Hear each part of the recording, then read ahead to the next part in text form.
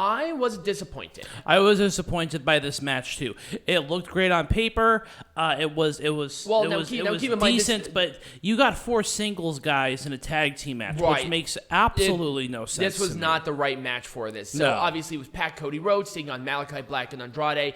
It was a well-thought match, and Cody is obviously a heel. I wanted to see something. Right. I wanted to see like a betrayal or a mishap or something. But nothing happened. It's like Cody is right there on turning heel. Right. And I compared Cody to John Cena for AEW. People want to see him heel. Right. But they're not ready to do it yet. Right. They're going to. I hope they do. But they're not there yet. Right. But, it was what it was. It was the black arrow for PAC and Cody Rhodes to win. I don't know why I literally almost said Neville for some odd reason. Who's that? My brain froze. That Neville's a slave name, right? Yes, it was his slave name. But it was just kind of weird that Malakai Black and Andrade lost another match. Am I the only one who's thinking that I'm feeling a little devalued with Malakai Black and Andrade? Like, do you feel like they're kind of losers? So someone has to lose. Yeah, but they just debuted. They just got out of it. Yeah. And they kept losing, and they're losing a lot. And it's like, okay, we need to make sure that we keep them at least credible. They're not. Well, someone's got to be at the bottom. I know. All right, Peanut Gallery. I don't know how the fuck we're going to do this, but we're going to somehow figure this out. Let's make this shit majestic again. With this one, I would not have changed a fucking goddamn thing. Nope. Again, first successful example of long-term storytelling. This is exactly what we needed. I probably would have wished that Kenny Omega wasn't as injured as he is, but hey. His work, he took a little too much for his workload. He has no one to blame but himself for it. Hopefully he gets the healing, and hopefully we can see a rematch. Yep. We most likely will. Yep. So let's talk about Now, I love the build-up to this. The build-up to this has been great. The match itself, it went about as I expected. I think the right person won. Or I think the right person ate the pin. Yeah. But it went about how I expected it to go. Mm-hmm. It's a comedy match. I didn't have the highest expectations for it. I probably would have switched the false count anywhere in this match within the card, and it probably would have been a little more impactful for me personally. I like the touches they did with the Minnesota-based inventions that they... Yes, so that was another thing that we didn't even talk about was they had a bunch of different Minnesota-based inventions that were weapons. Toaster. Like, the toaster was invented in Minneapolis. Hockey stick. Hockey's a big part of Minnesota culture. You got, let's see, what else? Oil barrels, big part of Minnesota culture. You got, they just did those little tiny things that just made sense. It's something that AEW is really good at. Yeah. A lot of great attention to detail. Also, I know that Dan Lambert's not a wrestler, and he did not take a lot of bumps, but man, you can tell that this guy has a lot of great passion for this business. Oh, yeah. And he's such a great talker, and I loved it that he was in this match. Mm-hmm. He just kind of looked ridiculous, looking like a blueberry. But that's fine. I wouldn't have booked this any different. I probably would have started this program earlier to really hit home about it, but I feel like they did this one right. Yeah. Maybe have this one a no DQ or something like that, and maybe not a pinfall. I probably would have done like Eddie Kingston couldn't continue or something. Or something like that. Something to make him look strong. Right. Well, he still looked strong in defeat, but I feel like if he was like technical knockout, like he passed out or he couldn't fight anymore, that probably would have been a lot better than just your standard pinfall. Yeah. But that's really about it. So replace the finish, replace the Miro, Danielson finish with this and switch them around. Right. Once again, it's one of those things where the marring of Full Gear this year was weird finishes. Mm-hmm. Ty Conti, she needs a little more work. This should have been a clean, no ambiguous pinfall. Yes, it should have been. Or a submission or a pass out. If you did a pass out here, I would have been okay with it too. Yeah. But this whole kick out at the last second, that's Hulk Hogan shit. What are you doing here? That's amateur hour wrestling. Right. Like, what are you doing? And also, don't have Britt Baker kick out of the 3 big finishes that Ty Conti uses. Right. It almost makes Ty Conti look weak. Yeah, look like an amateur. Right.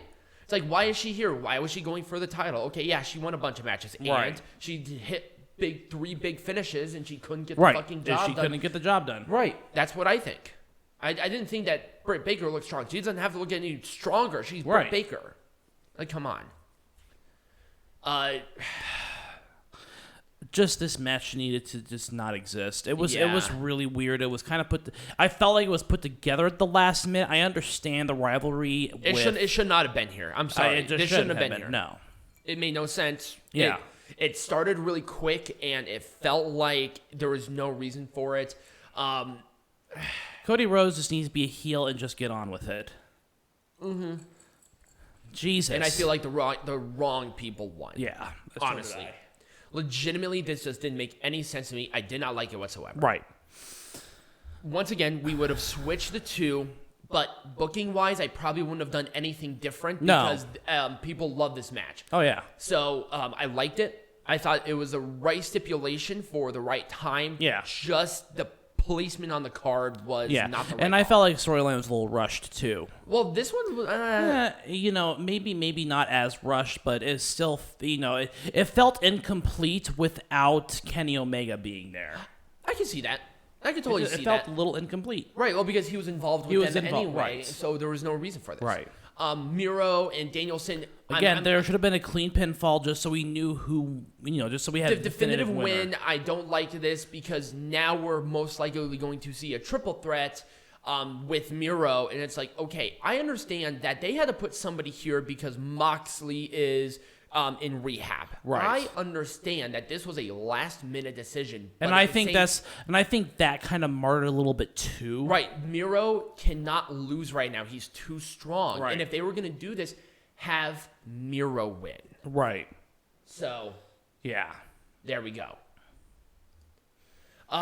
Once again, it's just the finish. The booking was done just right for this entire thing. And I like how it's now involving AAA as well, and there's a lot of great crossover, but the finish, they did not put those masks on very well. It was very poorly done. Yeah, it was poorly done. The mask didn't make sense because it was one of the participants in the match. Right. And it's like, okay, is this Lucha rules? Is it not? Because we were seeing a lot of people pin other people, and I'm like, okay, who's the legal person? And then all of a sudden, the legalization there is right. Okay, well, you got to say yes or no to that thing. Like, it doesn't make sense to me.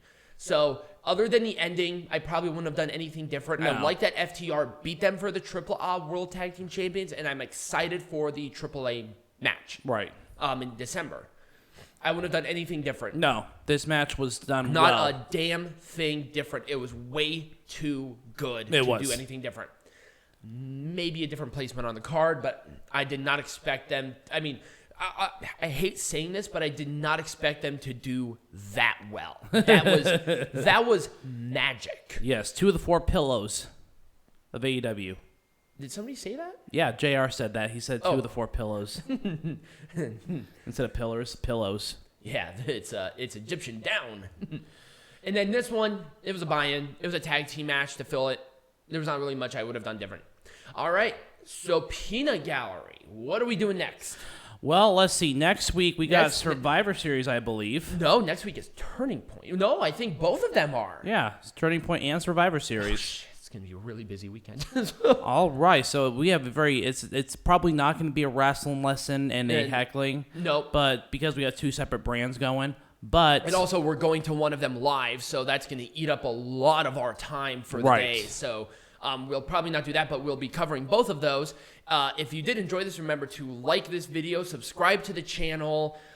Wherever you're listening to this on, we're on all major platforms, YouTube, iTunes, everything. Become a patron. Right. We might start watching some of these series and start releasing like a little review series or a watch along or something like that. So if you're interested, go to the Patreon and check it out. But as always, be majestic.